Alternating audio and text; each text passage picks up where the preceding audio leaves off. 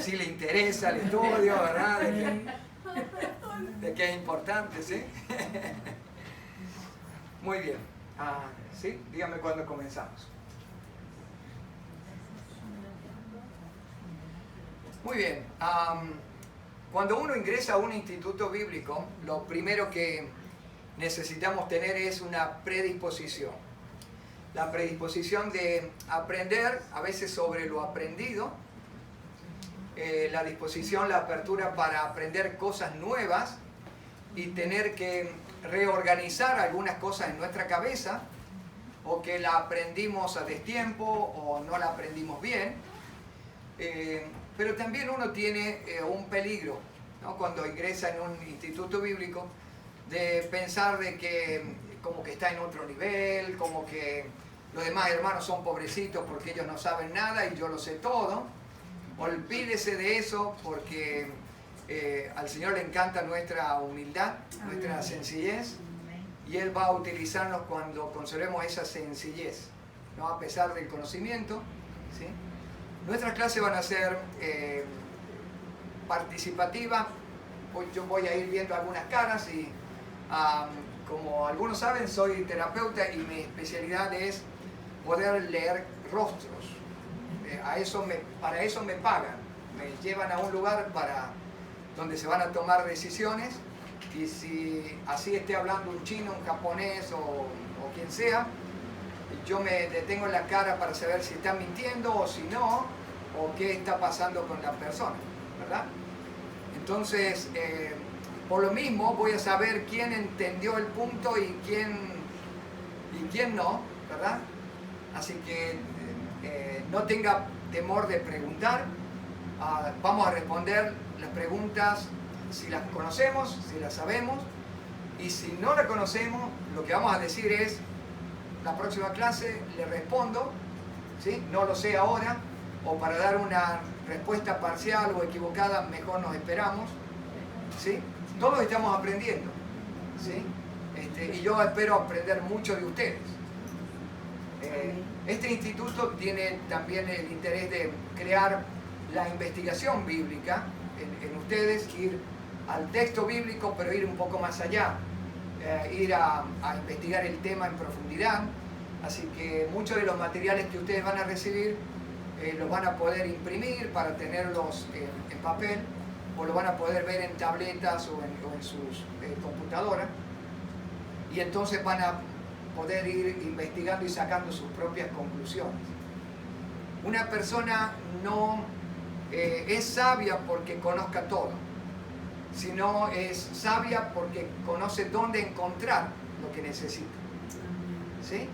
Si usted me dice: pastor, diga 20 versículos de memoria, posiblemente llegue a los 18 y ahí ya no se me ocurra más nada. Pero si usted me dice, por ejemplo, ¿dónde estaría tal tema? Yo en la Biblia sé dónde orientarme, digo, debe ser por Lucas y debe ser por acá en los primeros capítulos, y tengo ese diseño o esa forma en la que uno se va estructurando para saber dónde encontrar lo que está buscando, ¿sí? Es decir, esto no se trata de aprender de memoria y que todo lo va a saber, sino lo interesante es que usted diga: bueno, ese tema lo vi en tal materia, o me acuerdo que estaba en tal manual, o debe estar por tal capítulo de la Biblia, y entonces usted entra allí y busca, ¿sí? La idea no es poder responder rápido a las preguntas que nos hagan o al estudio que nos propongan tener, sino es saber dónde investigar.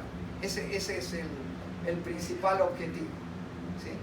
Ahora, cuando entramos a la Escritura, nos tenemos que adecuar con algunas cosas que no son parte de nuestra propia lengua, ¿sí?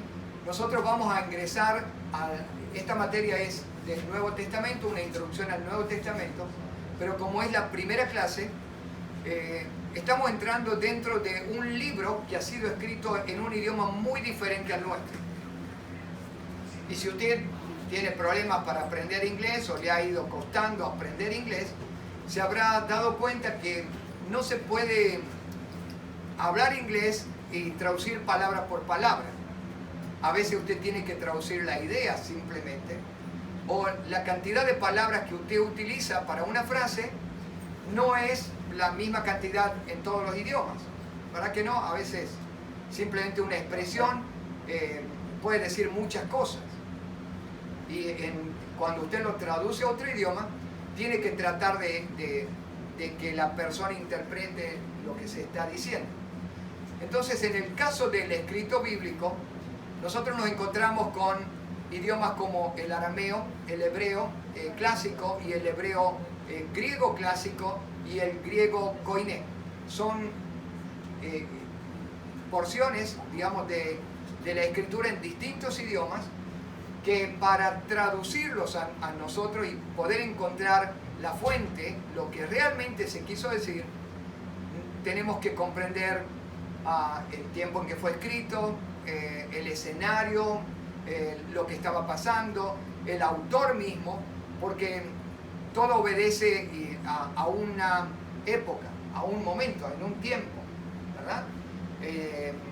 No sé cuántos de ustedes pasaron por alguna guerra o alguna situación así en el país, de mucha belicosidad, de mucha violencia.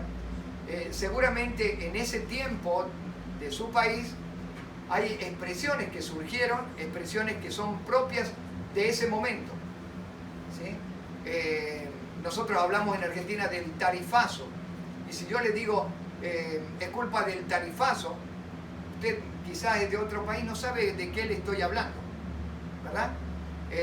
O yo le menciono, por ejemplo, el término obediencia debida. Y obediencia debida es un término que surge allá en la dictadura militar en los años 70, del 73 al 78, más o menos 79 en Argentina. Los que vivimos en ese tiempo sabemos qué estamos diciendo cuando estamos hablando de obediencia debida. Como usted no lo sabe, o otras personas no lo saben, cada uno de nosotros tiene que ir como adecuándose, y básicamente la Biblia nos invita a hacer un viaje hacia el pasado, un viaje hacia las costumbres, meternos en el momento, poder imaginar las escenas, ¿sí? Entonces esto es importante que lo sepamos como base. No es que lo que tenemos como la Escritura, la Biblia, es la Biblia. Lo que nosotros tenemos es una traducción de la Biblia. Una traducción porque estaba en otro idioma, fue escrito en otro idioma, y al hacer los cambios o las traducciones han ido modificando cosas. Claro, no han sido cosas tan profundas, tan sustanciales como para que se pierda el mensaje, pero no puedo decir la Biblia dice tal cosa sin primero haberme metido para ver si realmente decía lo que decía. ¿Se entiende bien? ¿Sí? Entonces es como hablar con la abuelita, ¿verdad? Yo a mí me encantaba cuando era chico hablar con mi bisabuela. Mi bisabuela murió a los 116 años. Era una viejita guapa, con mucha memoria, y ella contaba su historia. Ella era indígena, mi abuelo era español y ella era india, de la tribu Diaguita, en el norte de Argentina. Y entonces ella contaba toda su historia, pero había que seguirla, porque claro, había cosas que uno no sabía, ¿verdad? De la época. Por ejemplo, a ella le calculaban 116 años porque tenía un hijo de 100. Y había perdido la fecha de nacimiento porque antes la fecha la escribían en los árboles. Ustedes habrán escuchado hablar del árbol genealógico. Bueno, en realidad más que una moraleja o una ilustración, era un vivo registro civil de esa época. O sea, en el árbol principal de la casa se iban anotando los nacimientos. Pero un día un travieso halló el árbol y se perdió toda la información, ¿verdad? Entonces, el recorrido de la Biblia nos va a llevar a eso. Yo no puedo ver a Abraham con mi propia mente. No puedo entender a Sara con mi propia mente. Aún Sara sea una mujer o Abraham sea un hombre, pero ellos han vivido épocas y han estado compartiendo situaciones distintas, ¿sí? A él se le llamó el padre de la fe cuando Dios no se había manifestado a nadie más que a él en una gran ciudad. ¿Qué lo lleva a un hombre a hacer tremendo viaje? Salirse. Tiene que haber sido tremendo, dramático el encuentro de él con el Señor, ¿verdad? Ahora, ¿cuántos de nosotros aquí en Nueva York, diría, con un llamado a Dios, vete de Nueva York no sé, a Malawi? Entonces, estamos abriendo una iglesia en África, en el sur de África, en Malawi. Yo la pensaría, no 3 veces, 5, 10.000 veces, moverme de mi comodidad e ir a donde usted con una sola patada en la tierra sale piojo, no sale otra cosa. Difícil, ¿verdad? Bueno, él fue movido de la comodidad de una ciudad, de Ur de los Caldeos, para meterse en una tierra, y entonces tenemos que comprenderlo, porque a veces lo juzgamos a él. Pero como él mintió, y imagínese el hombre aterrado, lleno de miedo, y diciendo que su hermosa mujer era su hermana. ¿Se acuerda de esa historia? Sí. Y nosotros le decimos qué mentiroso, y ese era el hombre de fe, qué hombre de Dios, era un mentiroso, pero habría que estar en ese lugar, ¿verdad? Era difícil. Acá yo tengo dos asientos para los que quieran sentarse. ¿Sí? Bien. Cuando hablamos acerca del Señor en la Biblia, también tenemos que entrar dentro de lo que en cultura los hombres comprendían acerca de Dios, porque es muy diferente a la manera en que nosotros recibimos hoy el Evangelio, o recibimos en este tiempo el conocimiento del Señor. ¿Sí? Ellos en el Antiguo Testamento utilizan nombres como Adonai o Elohim. ¿Sí? Son 2 nombres hebreos para definir a Dios. Pero cada uno de ellos está mencionando no la persona, sino las características. ¿Sí? Entonces, cuando hablamos acerca de Shalom, Jehová Shalom, es el Dios de la paz. Estamos mencionando una característica. Adonai, Señor, Elohim, pero nosotros lo traducimos en singular. Decimos Dios de paz, o decimos Dios sanador, o en el hebreo estos nombres son plurales. Si usted toma a un judío, seguramente le va a decir que no, que el nombre en plural es la manera de decir que Dios es tan grande que no puede ser nombrado en forma singular, ¿no? Tiene que ser nombrado en forma plural. Pero la verdad es que los nombres que Dios dio ya estaban hablando acerca de su Trinidad. Las teofanías, no sé cuántos de ustedes escuchó ese término ya, levante la mano. ¿No? Una teofanía es una manifestación visible de Dios. Es la manera en que Dios se puede manifestar sin afectar al humano, porque nadie ha visto a Dios jamás, ¿no? Y si un hombre fuera capaz de verlo, se muere. Entonces Dios utiliza maneras de manifestarse. En esas teofanías, usted va a ver que Dios viene a Abraham y le dice: a este tiempo, a un año de este tiempo, tu mujer abrazará a un hijo. Cuando se lo dice, la Biblia menciona a 3 hombres que están delante de Abraham. O sea, es una teofanía. El ángel de Jehová, dice la Escritura, cuando lo menciona, es una teofanía. ¿Sí? Ahora, si usted sigue todas las teofanías de Dios, se va a dar cuenta de que la manifestación de Dios siempre es en plural. ¿Sí? Son pocas las manifestaciones singulares. Por ejemplo, Sadrach, Mesach y Abednego, o el propio Daniel, tiene un ángel o el ángel de Jehová. Y David menciona: el ángel de Jehová acampa alrededor de los que le temen, ¿no? Y los defiende. Ahora, la teofanía es distinta, diferente, porque hay una manifestación múltiple de la persona de Dios.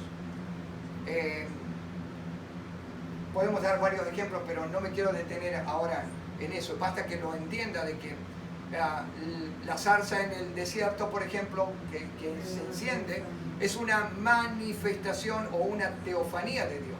No es que Dios es fuego, aunque se menciona como fuego consumidor, pero es una manera de visualizarse o de darse a conocer.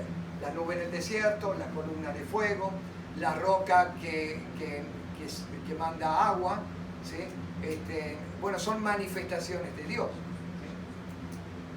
Lo mismo para algunas expresiones en la Biblia como Maín, que nosotros la traducimos como agua, en realidad son aguas. Shamaín, cielo, Paín, rostro, cara, Jaim, vida.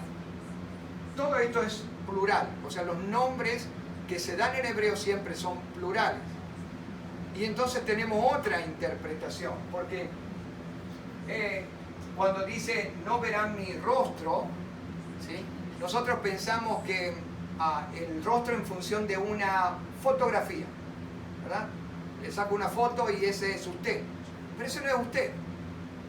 Ese es usted en una circunstancia, en un momento, en un instante de tiempo. El hebreo dice paín como rostros o caras, porque la persona va gesticulando y va cambiando. Un día está sonriendo, otro día está sorprendido, otro día está con temor. Las distintas manifestaciones del rostro. Aunque usted dice, no, si es la cara de Rubén, ¿verdad? Pero Rubén no puede ser expresado con esa cara. Si usted me saca una foto de hace 5 años atrás, no va a encontrar tantas canas y tantas arrugas, ¿verdad? Va cambiando, o sea que ya Rubén no es Rubén, ¿sí? Cuando habla acerca de la Biblia entonces de palabras en plural, debemos entenderlo en ese concepto y el concepto ya cambia. Porque cuando, por ejemplo, algún rey se enojaba y decía, sáquenlo de mi presencia y no va a ver nunca más mi rostro, no significaba que no lo iba a ver, lo podía ver de lejos. Significaba que no iba a estar cerca como para volver a verle en toda su expresión. Ni triste, ni alegre, ni enamorado, o desilusionado, o enojado. ¿Se entiende bien? Entonces hay algunos conceptos que debemos adecuarlo a nuestra, digamos, forma de pensar. Bien, el idioma. Estos son los idiomas mayormente en el Antiguo Testamento. El idioma hebreo pertenece a una familia que se llama idiomas semitas o semillas. Cuando Abraham sale de la tierra de Mesopotamia, él estaba hablando el arameo. En Ur de los Caldeos se hablaba el arameo. Pero cuando él ingresa a Canaán, empieza a fusionarse o se empieza a mezclar con otras lenguas, las lenguas que estaban en la tierra, y allí van haciendo lo que se llama el hebreo. ¿Sí? Se dice semita porque son las lenguas de base, o digamos de donde empiezan a aparecer las otras lenguas. ¿Sí? También se le llama semita al idioma hebreo porque se supone que para ahí fue Sem, uno de los hijos de Noé cuando salen del arca. ¿Sí? Los 3 hijos definieron también no solamente razas, sino idiomas. Entonces, Sem se fue para ese lado de la Mesopotamia, a donde estaba asentado Ur de los Caldeos, donde asentó finalmente Ur de los Caldeos y se crió Abraham. Pero cuando Abraham va a cambiar de terreno, se va a encontrar el terreno de los cananitas, donde fue Canaán y Cam. Y allí están los cananeos con otro idioma. Esa fusión de idiomas hace que aparezca ahora el hebreo. Así que en este sentido, el hebreo no es una lengua, digamos, original, sino es una fusión de 2 lenguas en el momento en que Abraham está tomando la tierra. El idioma que utiliza la Biblia no se llama hebreo en realidad, sino se llama Lashon o Kodesh, que significa la lengua sagrada. Y ya le vamos a explicar esto con el paso de la clase, porque el hebreo no contiene algunos recursos numéricos como es la lengua sagrada o el hebreo clásico, que le llaman también, que permite unos arreglos numéricos para comprobar si la Biblia es inspirada o no, o lo que uno está escrito está inspirado o no. Estoy yendo rápido y después este material ustedes lo van a tener, así que...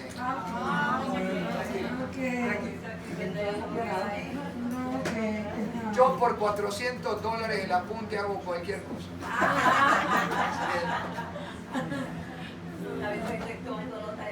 ¿Cuántos se van a...? No?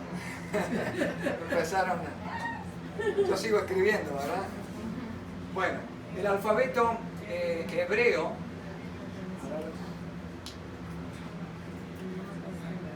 surge, en la tierra de Israel, y se cree que era una imitación del alfabeto fenicio. Vamos a ir despacio en esta parte. Cuando un idioma se habla, luego de un tiempo en que madura el idioma, comienza el proceso de la escritura, ¿no? Yo trabajé para una traducción de los indios Toba, en Argentina, en la parte norte, que es como el límite de Argentina con Paraguay y Bolivia. Ahí hay una selva y hay indígenas, o sea, usted entra ahí y nada, no hay civilización, no hay radio, no hay televisión, no hay nada de lo que nosotros conocemos, ¿sí? Y me tocó trabajar con ellos para poder escribir su lenguaje. Su lenguaje no estaba escrito, o sea, estaba hablado, pero no se había escrito todavía. Entonces tuvimos que hacer la traducción de ese idioma al idioma Wichí, que era una de las tribus más para adentro de la selva, ¿no? Fue un trabajo de algunos meses con dos caciques que trajimos a la ciudad y bueno, fue lento, pero fuimos grabando y ensayando y escribiendo hasta que se logró una pequeña porción del Nuevo Testamento. Pero con esa era suficiente para entrar y penetrar en la selva y presentar el Evangelio, ¿no? Ahora, cada idioma ha tenido el mismo proceso, ¿sí? Entonces, cuando los hebreos quieren empezar a escribirlo, lo que hacen es toman parte del alfabeto fenicio. Los fenicios ya tenían tiempo en escribir y ellos lo hacían en tablas de arcilla con el método cuneiforme o por medio de la cuña, ¿sí? O sea, va perforando. Cuando usted ve la plancha de arcilla, lo que ve es las letras profundas, ¿sí? Entonces, eso es bien interesante porque ellos estaban con ese modelo y el Señor, cuando también hace la escritura de los 10 mandamientos, Moisés desciende con las tablas y Dios utiliza la escritura cuneiforme para penetrar en la piedra, ¿no? Para escribir los mandamientos en piedra. Ahora, si usted hace un poquito de memoria, allí en Josué dice, para que hagas, en el capítulo 1, dice, para que hagas conforme a lo que está escrito. ¿Sí? Entonces, ¿qué significaba para nosotros o qué puede significar eso para nosotros? Bueno, seguir los mandamientos, la ordenanza, más o menos acomodar nuestra vida para que ser obediente al Señor. Pero para el hebreo no significa eso. Como la letra era cavada en piedra o era cavada en estas planchas de arcilla y eran profundas, para ellos hacer conforme significaba meterse dentro de la letra. Era como literalmente nuestra vida tiene que ajustarse a eso, o tiene que entrar a rellenar esa letra. Como era una letra con profundidad, ¿sí se entiende el concepto? Como era profunda la letra, ellos entendían de que hacer conforme era meterse dentro de la letra, completar la letra. Por eso cuando ellos hablan acerca de cumplir el pacto o cumplir los 10 mandamientos, significa que van a comprometerse tanto con la letra que van a ser ellos y la letra es una sola cosa. ¿Sí? Para nosotros es simplemente un mandamiento, una indicación, una orden, pero para ellos es algo bien diferente, un concepto de mi vida se mete ahora en esta escritura y va a vivir de acuerdo a esta escritura. Lo que significa es que cada día ellos se metían allí en esos mandamientos, literalmente cumplían esos mandamientos. ¿Se entiende? Bien. A comienzo solo utilizaban consonantes. Y esto ha hecho un grave problema con los escritos que se van encontrando y hasta el día de hoy. Porque usaban solo consonantes sin vocales. Entonces lo que habían escrito y los escribas o los copistas, solamente ellos sabían la pronunciación correcta. Imagínense si, no sé, utilizamos la palabra happy, de feliz, y solamente ponemos HPP. Y usted dice, ¿cómo se come? ¿Verdad? ¿Cómo se pronuncia?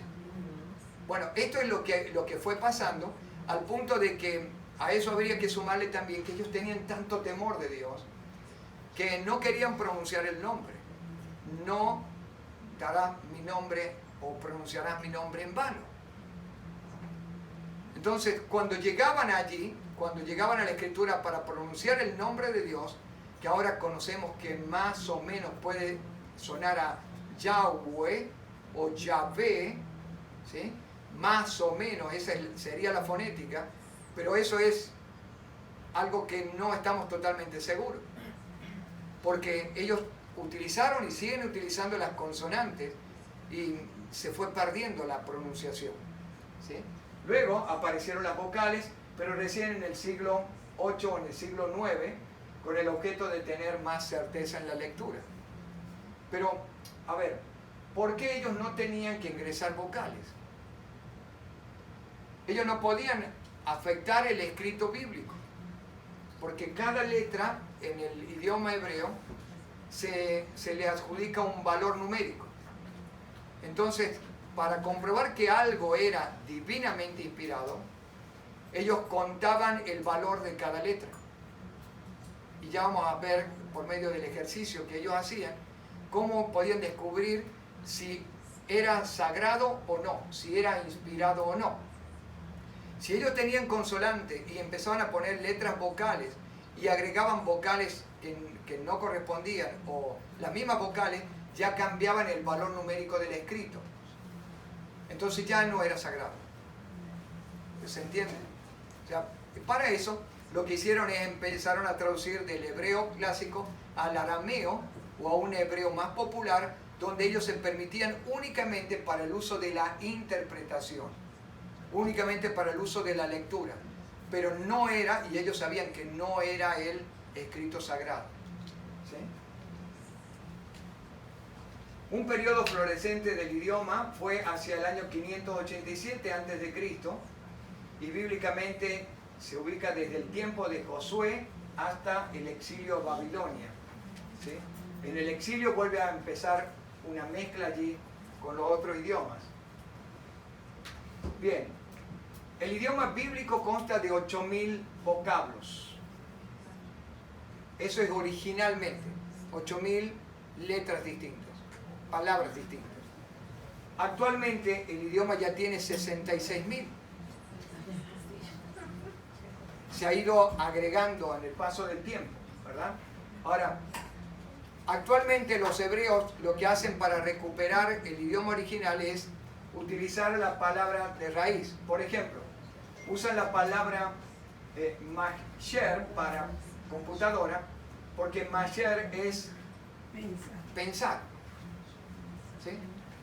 Entonces tratan de vincularlo para no seguir agregando más vocablo a la cantidad de palabras que ellos ya tienen.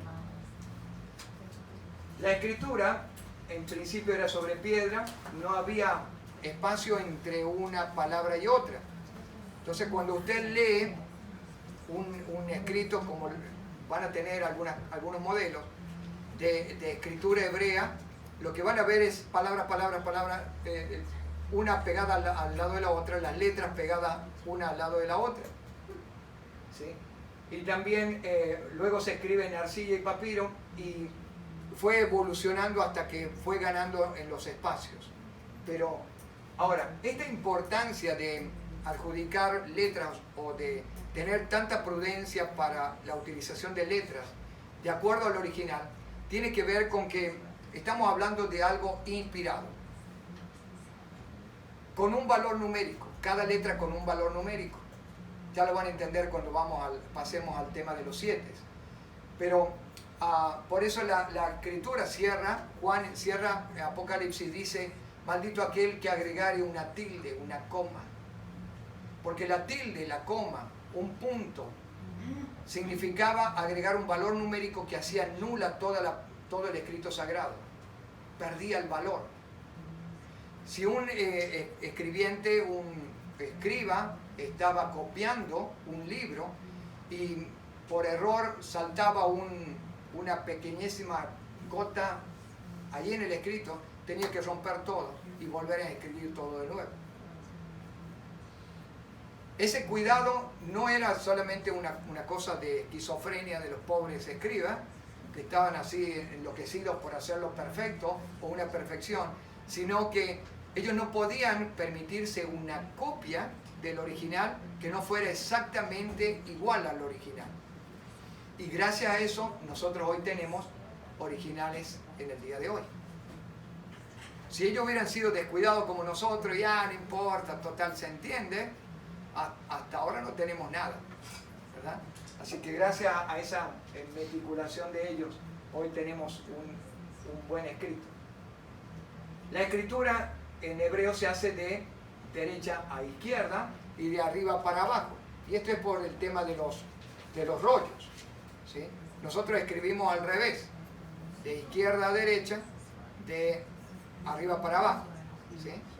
Así que cuando uno va leyendo es interesante porque yo no traje ahora una copia de una Biblia hebrea y en español, pero cuando uno lee, el hebreo lo tiene de este lado y lo va leyendo, pero también el español lo tiene que leer o lo fuerzan a leer de derecha a izquierda.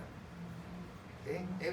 Es bien interesante, pero es como un ejercicio para adecuarse a cómo ellos pueden encontrar mejor y memorizar mejor. Aunque parece que es más difícil, pero yo le invito a que usted pruebe memorizar un versículo bíblico escribiéndolo de esa manera. Y la disposición de la letra y de las palabras a usted le va a permitir memorizarlo mucho más rápido que de la manera común de izquierda a derecha. Y es porque el cerebro funciona así. Solo que nosotros lo hemos latinizado, lo hemos hecho, lo hemos corrompido por el griego y las lenguas latinas y hemos cambiado el orden, ¿no? Es bien interesante. Hago una prueba de memorizar un versículo bíblico pero escribiéndolo en sentido contrario, ¿verdad? Va a ver que hasta le va a parecer que es otra cosa, ¿verdad? Es increíble. Muy bien. Entre los hebreos de la época bíblica hay cosas curiosas y creencias que nosotros tenemos que tener en cuenta. Por ejemplo, los riñones eran la sede de los deseos, ¿sí? Los riñones, aquí en esta... Bueno, usted sabe dónde están los riñones, ¿verdad?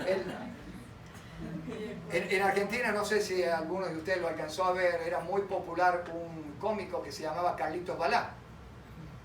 Carlitos Balá era un cómico para niños.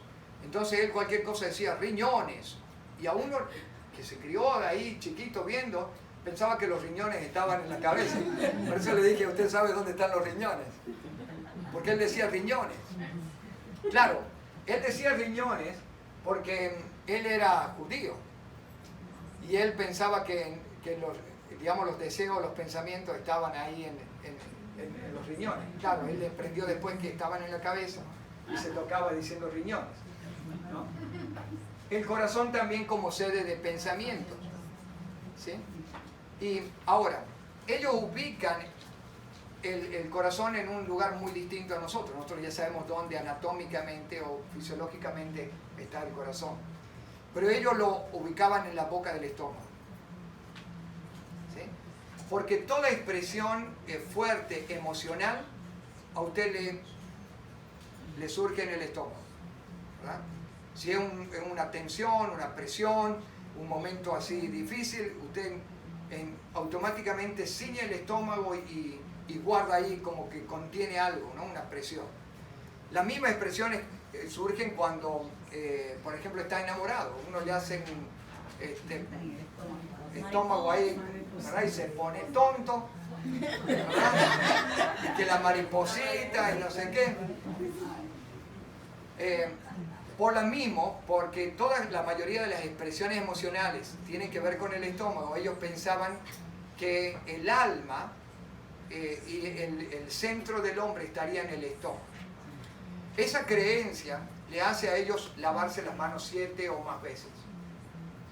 ¿Por qué? Porque ellos decían que si comían alimentos contaminados se les podía meter un demonio y se iban a comer a un demonio. ¿Y a dónde iba a ir el demonio? Iba a ir a su corazón, iba a ir a su alma, iba a meterse adentro de él. Por eso esa manía de lavarse las manos, porque ellos adjudicaban, digamos, el lugar o el centro de su persona en el estómago. ¿Sí? Entonces, cuando uno ve este tipo de cosas, se da cuenta, ¿por qué, no? ¿Por qué ellos eran tan cuidadosos en eso, de los alimentos puros, de los alimentos impuros, de las cosas consagradas a los ídolos?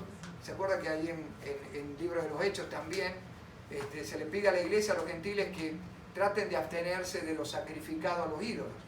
¿Por qué? Porque iban a la carnicería y usted no sabía si ese animal había sido ofrecido a una divinidad pagana, y entonces ellos, por cuestión de conciencia, no la comían porque estaba ofrecida a los ídolos. Hasta el día de hoy, no sé si... No quiero... ¿A usted le gusta la comida china? Sí. Siga comiendo. A mí me encanta la comida china. A mí me gusta si me quiere quedar bien conmigo, invíteme una sopa de huevo. Esas de huevo crudo, qué cosa más rica.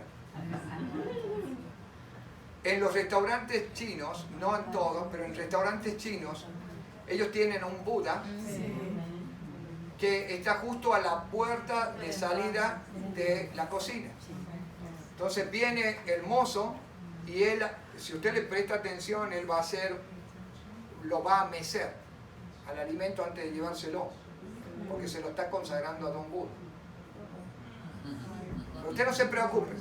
La Biblia dice que todo lo que pusieren para cómelo, con acciones de gracia y que, ¿verdad?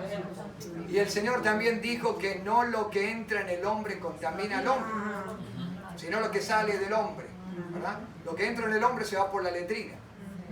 Fácil, así que siga yendo a los chinos. No le quiero hacer mala publicidad, ¿verdad? Bien, aquí empieza el tema del número 7.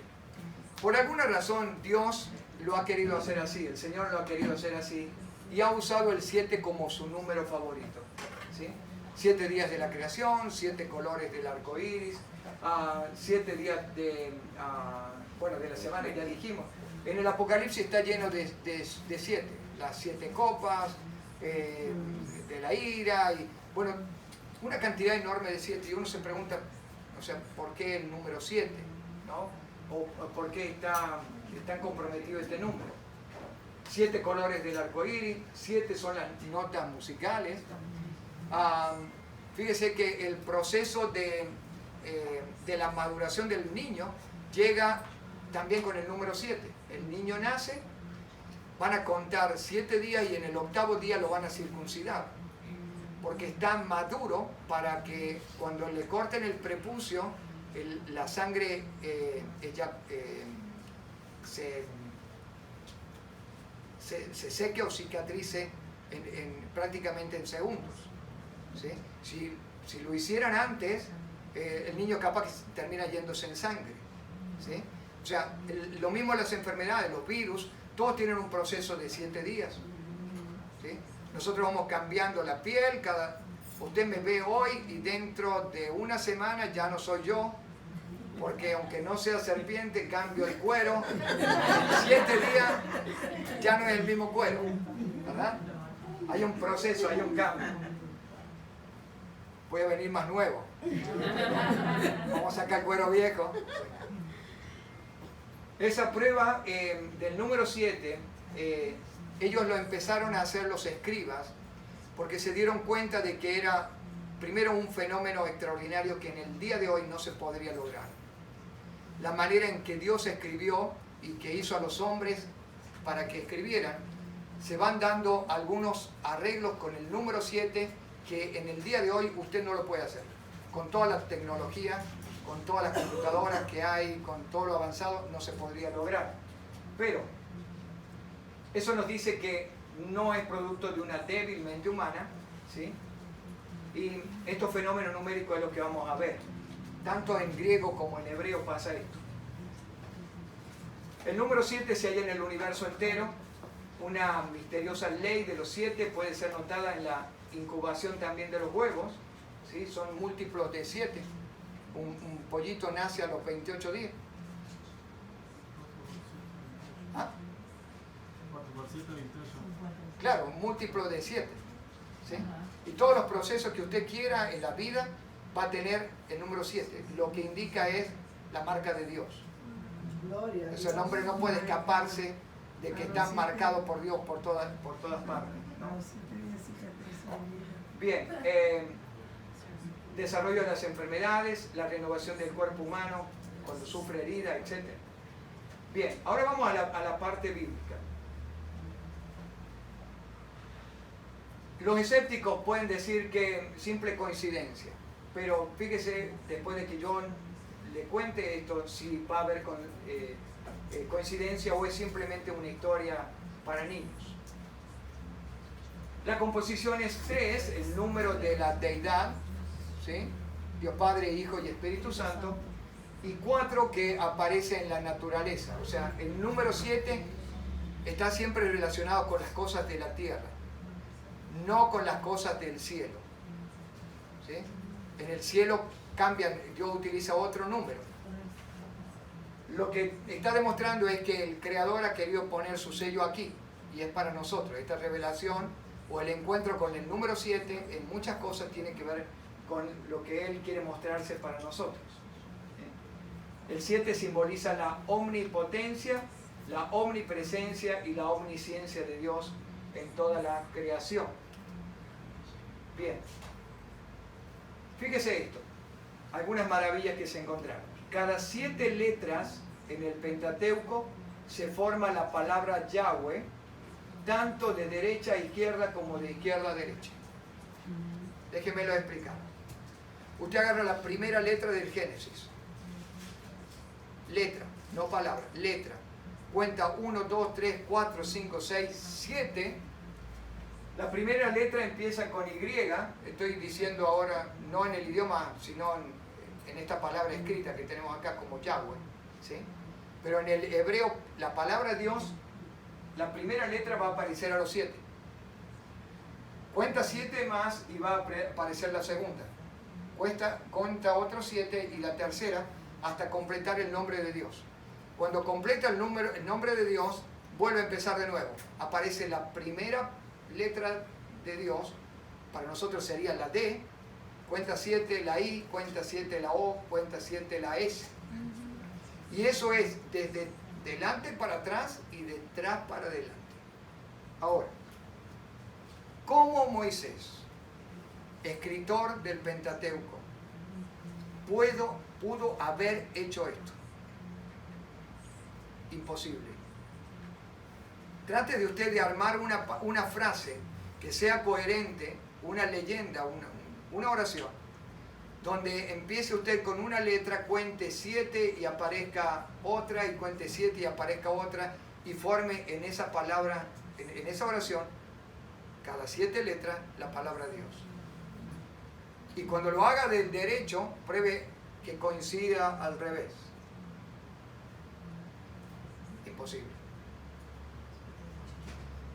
Por eso, repito de nuevo, los escribas tenían una especial atención en cuanto a la copia, porque una coma o una tilde le daba un valor numérico y ya afectaba toda la escritura. ¿Se entiende? Cada 7 letras en el Pentateuco entonces se forma la palabra Dios. Las consonantes y las vocales son un múltiplo de 7. Por ejemplo, si aparecía la letra D como consonante, en el libro de Génesis todas las veces que aparezca la letra D, si usted la cuenta, es un múltiplo de 7. Así con todas las consonantes y así con todas las vocales. Eso es imposible. O sea, usted no lo podría hacer, yo no lo puedo hacer. No hay mente humana que pueda hacer eso. ¿Sí? Otro más. La cantidad de palabras iguales en la escritura es un múltiplo de 7. Por ejemplo, si aparecía como recién la palabra agua o la palabra rostro, si usted cuenta en los escritos sagrados, en cada libro, cada vez que se repite una palabra, es 7 o múltiplo de 7. ¿Cómo se pondrían de acuerdo los escritores si ellos no vivieron en la misma época? Ellos ni siquiera se conocían algunos. Habían pasado años y ellos no... Y más en esa época donde muy pocos sabían escribir, ¿no? Y muy pocos podían tener la inteligencia como para hacerlo. Y ellos no lo estaban pensando, ¿no? Ahora, este arreglo también está en las letras, ¿sí? Tanto consonantes como vocales. Y ahora, el valor designado de cada letra y signo suma en cada libro un número múltiplo de 7. Por eso cuando, vuelvo y repito, Apocalipsis dice, maldito aquel que agregue una tilde, dijo. O sea, ni siquiera dijo una palabra, una frase, una tilde, una coma, ya perdió el valor numérico. Porque cada símbolo tiene su valor numérico. ¿Sí? El libro de Levítico, además, agrega un fenómeno. Miren, si el libro de Levítico era para un libro de consagración, ¿no? La palabra santo, de Dios como Dios santo, aparece formándose cada 7 letras. Vieron que en el Pentateuco recién decíamos cada 7 letras iba formando Dios, Dios, Dios, ¿sí? De atrás para adelante. Bueno, pero cuando usted llega a Levítico, el arreglo es con la palabra santo. Por eso el libro de Levítico para los sacerdotes era un libro increíble, más que todos los demás. Y cuando uno lee el libro de Levítico, ¿verdad que usted dijo, no, pero estas son prácticas para la purificación de los sacerdotes y estas prácticas así que no dicen nada y sin embargo tiene un arreglo para mostrar la santidad de Dios. O sea, el pueblo de Dios adquiere santidad en ese libro. ¿Sí? Solo los libros inspirados tienen este fenómeno. No hay otro libro. O sea, los libros que nosotros no llamamos canónicos o los libros que no llamamos de inspiración, los que no son los 66 que conocemos, no tienen ninguno de estos arreglos. Por eso son rechazados. O sea, si alguna vez a usted le preguntaron ¿y por qué no está Macabeos o Sabiduría como en la Biblia católica o no sé, tantos libros ahí extra bíblicos o dentro de una Biblia católica? Usted tiene ahora la respuesta. Ellos no tienen inspiración bíblica porque el código numérico no se da. No se da este fenómeno numérico en la Escritura. ¿Sí? En el Nuevo Testamento la prueba de inspiración es semejante. Y algo interesante en el Nuevo Testamento. Ahí no lo tengo escrito. Pero miren, las palabras que dijo solamente Mateo, que no las repitió Marcos, ni Lucas, ni Juan, es múltiplo de 7. ¿Cómo sabe Mateo que no va a repetirlo Marcos? ¿Cómo sabe Marcos que está escribiendo una palabra que no la va a escribir Juan o Lucas? Y encima esa palabra que no se repite en los otros evangelios, que es propia de ese libro, es múltiplo de 7. Tendrían que ponerse los 4 ahí encerrados en una pieza, ¿verdad? Y yo voy a escribir esta, vos no la pongas. Y ¿cómo se pusieron de acuerdo?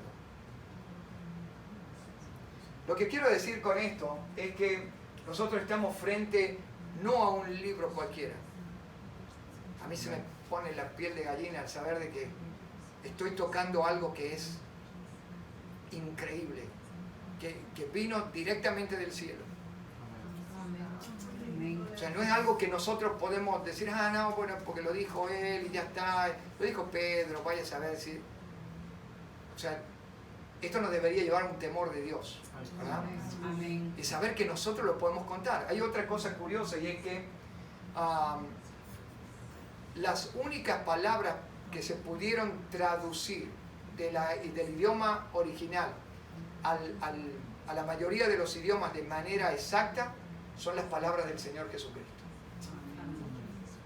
O sea, cuando el Señor dice, yo soy la vid verdadera, en el original dice eso.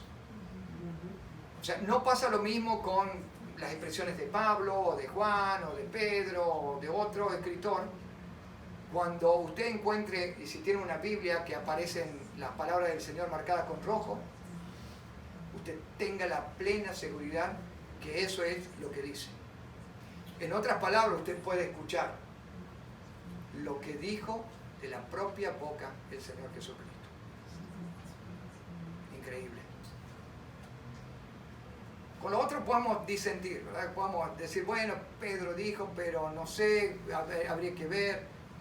Pero cuando se hace la traducción a las palabras del Señor, las que dijo Él, esas son las palabras que resonaron aquí, que se escucharon aquí y se escribieron así. ¿Sí? Impresionante. La primera traducción que tenemos es una traducción del hebreo al griego y se conoce como la Septuaginta. ¿Sí? La Septuaginta es la primera traducción al griego. En el tiempo del periodo de Alejandro el Grande, Alejandro lleva un grupo de judíos a una ciudad que se llama Alejandría, que está en el norte de África. Reúne a 70 biblistas o copistas para traducir la Biblia o lo que había del Antiguo Testamento en hebreo y pasarlo al griego. Ellos se tomaron ese momento, trabajaron los 70 y los 70 terminaron el trabajo en 70 días. Cuando fueron a revisar las traducciones, eran exactamente iguales. Ese es un fenómeno que hasta el día de hoy no se puede hacer.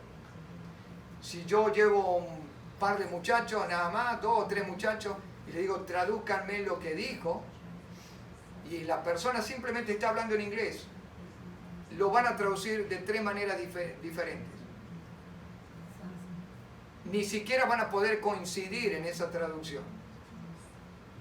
Porque cada uno va captando y va adecuando esa traducción a un sentido. ¿Sí? Ahora, ¿cómo estos 70? Estamos hablando del tiempo del periodo griego. Muy lejos. Se reunieron para traducir 70 personas y se pusieron de acuerdo y era exactamente la misma traducción. Esa traducción se conoce como la Septuaginta, por lo mismo, de los 70, ¿no? Septuaginta de los 70, y se considera la única traducción inspirada. Después de esa, no hay otras traducciones inspiradas. ¿Sí? Ahora, ¿qué hizo esa traducción? Pasó todo lo que era hebreo, lo tradujo al griego, y Alejandro el Magno lo desparramó en todo el imperio griego. O sea, era la primera vez que se evangelizaba o que se daba a conocer el Dios de los hebreos por medio de los escritos y ahora en griego. Porque antes era privativo solamente de los judíos, la lectura solamente dentro de su ámbito religioso, y ahora la escritura estaba corriendo por todo el mundo conocido. ¿Sí? La Biblia también cuenta con el idioma griego koiné, que es un griego ya no clásico, sino más del pueblo, y arameo. Ahora, hay formas de traducir para que vayamos terminando con esta primera parte. La Biblia se puede traducir de forma textual o empleando el sentido común. Si yo traduzco de forma textual, seguramente algunas palabras no van a sonar bien o no tienen sentido. No se puede conformar la oración si yo pongo palabra por palabra, ¿no? Be happy, nosotros lo traducimos como sé feliz. ¿Sí? Pero hasta nos suena raro, ¿verdad? Sé feliz en español no es muy... como que todavía nos falta algo, ¿verdad? Poner algo. Bien. Cuando yo empleo el sentido, yo no estoy cambiando las letras, estoy cambiando las palabras, pero le estoy dando ya la interpretación en mi propio idioma. Voy a darle un ejemplo.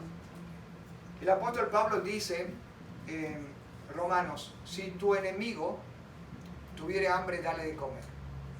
Si tuviere sed, dale de beber, porque haciendo esto, ascuas de fuego amontonarás sobre su cabeza. Bien.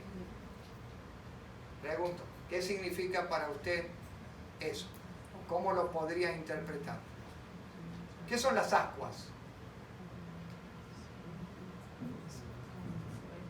¿Sí? Pues lo que yo entiendo es como cuando una persona se sonroja y se pone acalorado, ascas de fuego que se pone así como se enrojece su piel y como cuando alguien le da ira y se pone así rojo. Rojo de vergüenza. Bueno, lo que dice la hermana es la traducción de sentido. Usted va a ver algunas Biblias que dicen, porque haciendo esto lo harás poner rojo de vergüenza. La traducción ya se tradujo no literal. Literal era, ascuas de fuego amontonarás sobre su cabeza. Las ascuas son las llamitas que tienen las brasas. Yo cuando ya está la brasa y apenas sale una lengüita así esas son las ascuas, ¿no? De fuego. Imagínense, hace unos 20 o 30 o 50 años atrás, cuando alguien leía en la versión 1960 o una 1909, agua de fuego amontonará sobre su cabeza, le daba al creyente la libertad de decirle, este va a caer al infierno de cabeza, lo mando al infierno de cabeza. Entonces, toma desgraciado, ¿verdad? Toma, te doy de comer, te doy de beber, aquí te va a ir al infierno de cabeza. O te va a romper la cabeza. No era el sentido. No era lo que el apóstol, no está llamando a la violencia el apóstol Pablo, ni a condenarlo al hermano, ¿verdad? Ahora se te va a quemar el cerebro. No. Lo que está diciendo era una expresión popular, idiomática, del momento, que quiere decir, como lo definió bien la hermana, lo va a hacer poner colorado. Porque él te está procurando el mal y vos le estás haciendo un bien. Entonces es bien diferente, ¿verdad? Bien. La forma de traducir entonces son textuales o de sentido. Y allí es donde tenemos que tener cuidado, porque muchos hermanos, cuando nosotros leemos la Biblia, a veces traducimos literalmente y en vez de tomar la idea, el concepto, terminamos diciendo cualquier barbaridad. ¿Sí? Entonces ahí aparecen las maldiciones y esas oraciones medias hechiceras, ¿verdad? Que condenan. ¿Sí? Como la canción de Juan Luis Guerra, ¿verdad? Que va a mandar las avispas para que lo piquen. Y entonces empezamos por ahí y podemos terminar mal, ¿verdad? Porque Dios quiere que tratemos a nuestros enemigos con amor. Y que oremos por él, y que los bendigamos. Pero encontramos unos versículos de esto que dice, ¿verdad? Jehová es mi vengador, aleluya. Y estamos pensando que le caiga un rayo ahí, lo parta, se muera. ¿Verdad? Somos tremendos. Bueno, ¿cuál es el propósito de la Escritura? El propósito central de toda la palabra es contarnos cuál es nuestro origen, cuál es nuestra condición y la oportunidad de la redención. La Escritura puede tener muchos datos, científicos, culturales, históricos. Todas las ciencias están contempladas dentro de la Escritura. No hay nada. Si usted me habla acerca de mi materia, que es psicología, la Biblia es pura psicología. Nadie descubrió nada de la psicología moderna, solamente redescubrieron lo que estaba escrito ahí. Absolutamente todo. Todas las escuelas de psicología están contenidas dentro de la Biblia. Y así le puedo decir de matemática y podemos hablar de lo que filosofía, historia y de lo que sea. ¿Cuál es el propósito? No es el propósito ese. El propósito de la Escritura siempre es la redención del hombre que ha caído y que está separado de su Creador. Cuando alguien le quiere empezar a poner cuestiones a usted diciendo, por ejemplo, que eso no es verdad, porque cómo se va a hacer en 7 días y que cómo van a salir de un día para otro y todas esas cuestiones de enredos, ¿verdad? Tienen una explicación científica, pero no es el sentido. Si usted lo lleva a Ezequiel y ahí ven los círculos sobre círculos, entonces dice, ahí hay un plato volador, ahí está el ovni, ¿verdad? No es el sentido, porque no tiene la Biblia que interpretar ni está para conocer esas cosas. Lo que la Biblia está en el principal mensaje o el mensaje central es el hombre está caído y necesita redención. Y la otra cosa más importante que esa es que nadie puede dejar de ver a Cristo en la Escritura. Desde el comienzo, desde la primera letra hasta la última, usted lo va a ver a Cristo. O sea, la Escritura es cristocéntrica. ¿Sí? No es cuestión de filosofía o de pensamiento humano. Siempre está apoyando el carácter, está mostrando el carácter, la persona del Señor Jesucristo. ¿Sí? ¿Cómo debemos ver el Antiguo Testamento? Porque nosotros estamos en la gracia, ahora vamos a empezar el Nuevo Testamento, pero cerremos esto bien, digamos, del Antiguo Testamento, considerando cómo debo verlo yo. Porque hay quienes cierran la puerta y dicen, no, esto es de la ley, esto yo no lo leo, no lo toco, era para otro tiempo, ¿sí? Y me concentro en el Nuevo Testamento. Bueno, con respecto a eso, debemos verlo como una maravilla, ¿sí? Primero es una maravilla, es la palabra de Dios. Tienen mucha enseñanza o práctica para la vida cristiana. Hay una cantidad enorme de principios inamovibles y el corazón de Dios está al descubierto. O sea, el Antiguo Testamento no es solamente una historia, ¿no? de David con la onda y Goliat. Ahí lo tiene que ver al Señor. ¿Sí? Y tiene que ser una enseñanza.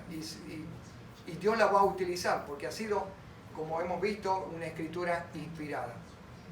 Y toda escritura, como dice el apóstol Pablo, es inspirada por Dios, útil para instruir, para redarguir, para corregir al hombre de Dios a fin de que sea enteramente preparado. ¿Sí?